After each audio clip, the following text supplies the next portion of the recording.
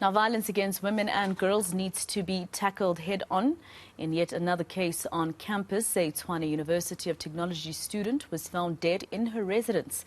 It's alleged that an ex-boyfriend stabbed her to death after a night out with friends. He's been charged with murder and will be appearing in court on the 13th of February. Let's go to eNCA reporter Heidi Giokos, who's following developments for us from the Pretoria Magistrates Court.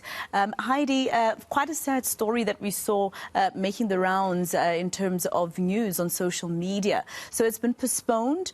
Why was it postponed? Yes, so Ngebo Tusi appeared in the Pretoria Magistrate Court this morning, a very short appearance. It was literally less than a minute.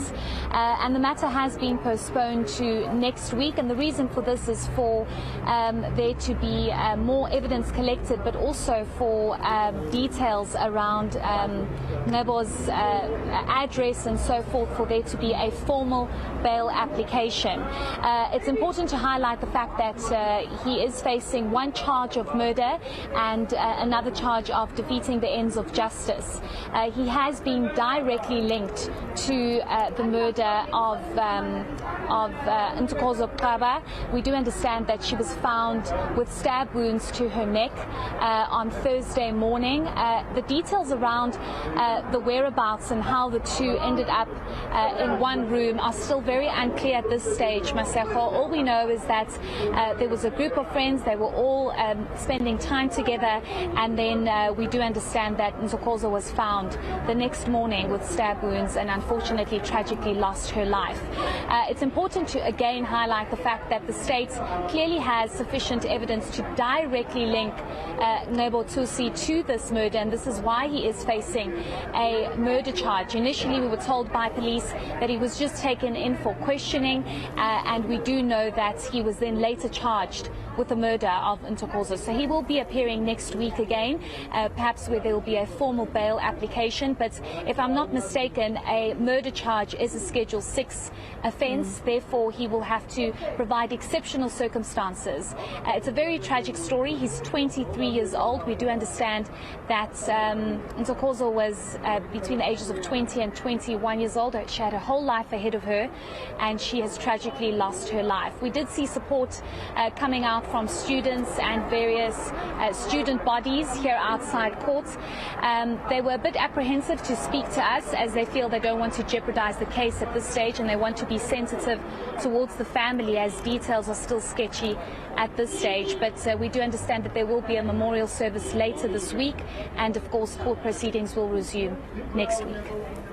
And Heidi, was there anyone who commented, whether Blue Bulls itself or anyone out of shock in terms of the fact that Mr. Tusi is actually someone who plays for the Blue Bulls?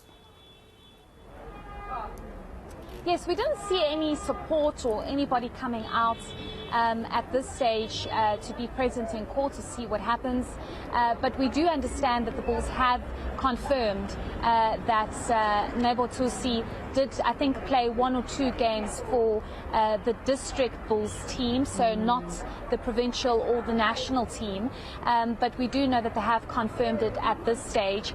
We don't know any other details around that, but I think the support, the majority of the support that came was mostly from her friends, her fellow students, and those from TUT. We also did see that the Minister of Higher Education, Layden Zamande, coming out and releasing a statement saying that these acts are unacceptable, and it's a concerning trend that is now being picked up from tertiary institutions where gender-based violence is just on the up and increasing, especially in higher learning of institutions, and this is of great concern for the Minister and for the department as a whole. We also do understand that the Minister has indicated he's provided the necessary counselling and support to all those who need it and have, of course, been severely affected by this, Masako.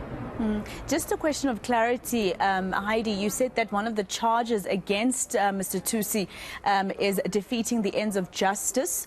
Where's this coming from? Did he try and conceal evidence? What happened there?